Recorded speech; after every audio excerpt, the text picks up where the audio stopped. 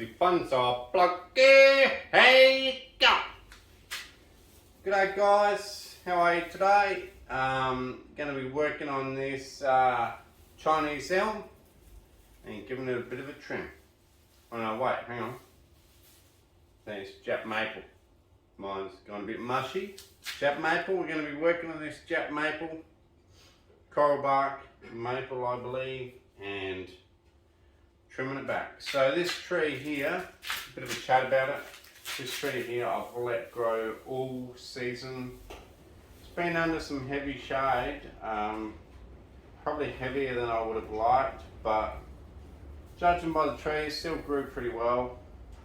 So happy with its growth. I let it grow untouched until now because I wanted some strong base, some strong branches at the base where they came from, and the only way to get that is length. The longer you let something grow, the thicker the base it gets. So if you want a thicker base of a branch, let it grow super long. So two things make it thicker. One is the length of the branch. Well, it has to get thicker at the base. And two is, the longer the branch, the more the wind pushes that branch around. Okay, so the more the wind's bending it back, forth, all day long. Just getting whipped around all day long. So it has to build, a bit like a bodybuilder doing weights, it has to build muscle in its branch. So the more it gets whipped around, the more cambium that actually builds up inside, or whatever it is, and the thicker it gets, and stronger that it gets. Which is why the base of a tree is always the strongest, because one, it's had the most growth and energy go back through it, but two, it's also done the most flexing out of any part of the tree. So that also causes the thickening of it just as much as the length. So, long story short, I've let these all grow along, let them grow all summer. Maples in general have fairly long internodes, so I might have done myself a bit of an issue by letting them grow along. But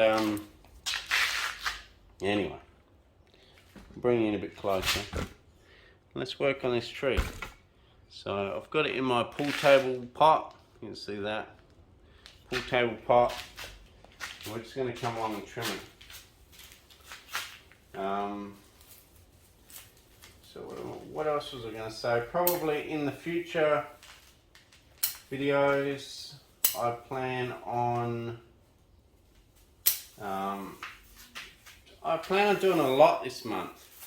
So this month we're going to do a lot of videos, all sorts of different videos. Some from, in fact, actual this weekend, I'm planning on doing a massive carving video, which I might even start tonight as far as moving the tree into this area, maybe. And then the tree will be a pure carving video, how to carve and treat the wood and all of that stuff. So that should be a really interesting video. I'm not sure whether I'll do it in one part or three or two or four or whatever, you know. Not sure yet, but I am planning on doing a carve video for you guys on carving a tree. So the tree that I'm planning on doing is a big olive. I just want to, you know, do a big video on that. So anyway, back to this tree. Just chopping it back. Internodes are super long, which is what I expected from letting a tree like Jap maple grow long. Okay, super long.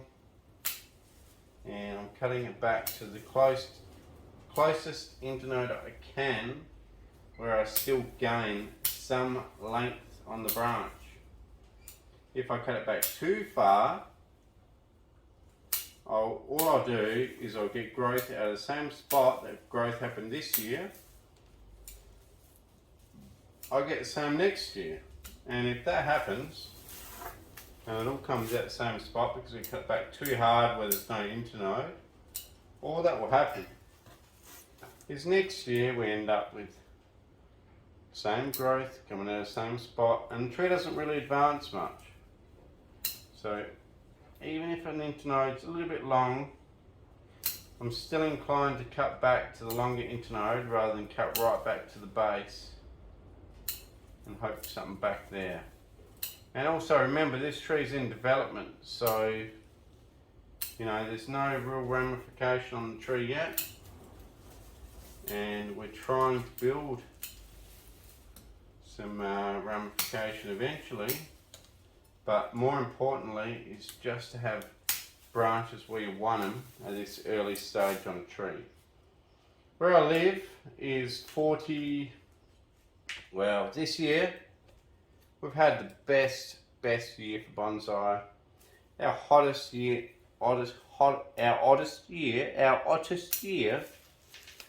So our hottest year got to, which when I say year I mean day, our hottest day here this year got to only, drum roll, blah, blah, blah, blah, blah, blah, drum roll, 41. That's our hottest day this year. That is almost unheard of. We've had a lot of average days that are hot. I think our actual average temperature for January, February might have actually been up 1 degree to normal. But I will tell you one thing, our hottest temp for the year was down by probably 7 degrees Celsius, which is massive. Massive. So what it's meant is that we have not had a burn day where everything just burns off and you start again. On certain species and trees that helps the tree because it creates, you know, branch division, ramification, but on some trees not so much. But anyway, this tree here, Jap maple, has been loving it. Has not got burnt leaves once. Even when I did get a 49, okay, so this year got a 49, 49. This year got a 41 degrees Celsius, hottest day for the whole year, which is nothing. Okay, now, in the past, we have had a hottest day for the year hit 49 Celsius. Okay, and if you live on Death Valley, you're going to say, bullshit, mate, that's nothing. You know, we've got to 58, which they have. Death Valley has hit 58, I believe. But 49 for us here is bloody hot. Anyway, this maple here was alive and doing well in that 49 degree heat wave. And believe you me, there was plenty of 44s and 43s that year. Okay, the whole year was hot. And did this thing miss a beat? Not really. I think maybe the hottest of hot days, 49, got a bit of burning on the edges of the leaves, but in general, the tree survived it just fine. So a lot of people ask me, can you grow a Jap maple in a hotter climate? And my answer is yes, yes, yes. Yes, you can. I've never had an issue with it.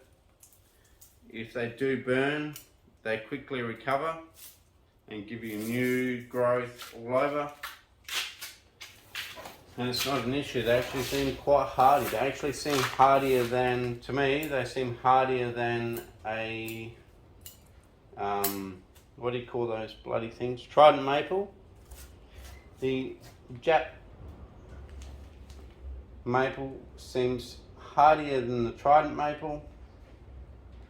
And quite often that seems to be the case. Yes, they burn the outside of the leaves, but they recover quick and grow quick to recover. So anyway, so that's that. I've cut everything back. I let it grow all spring, all summer, and here we go. We'll cut it back.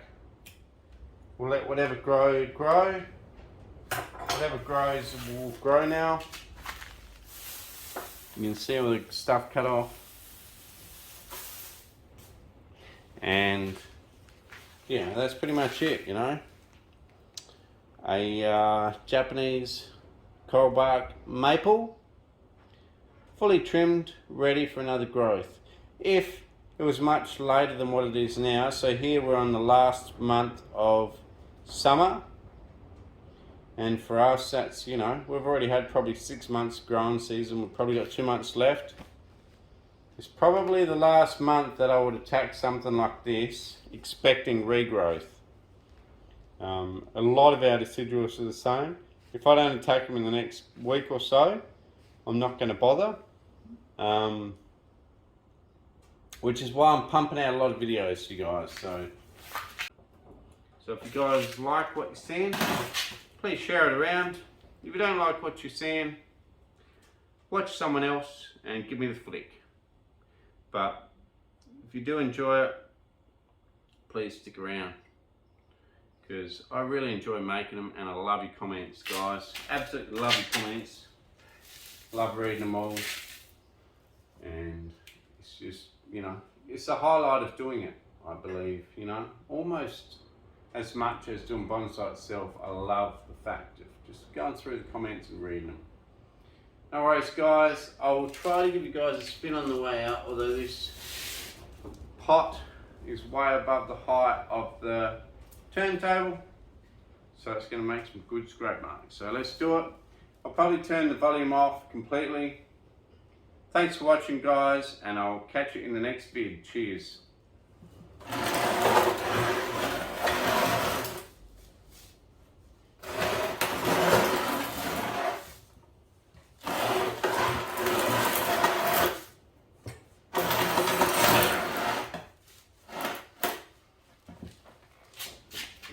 Cheers.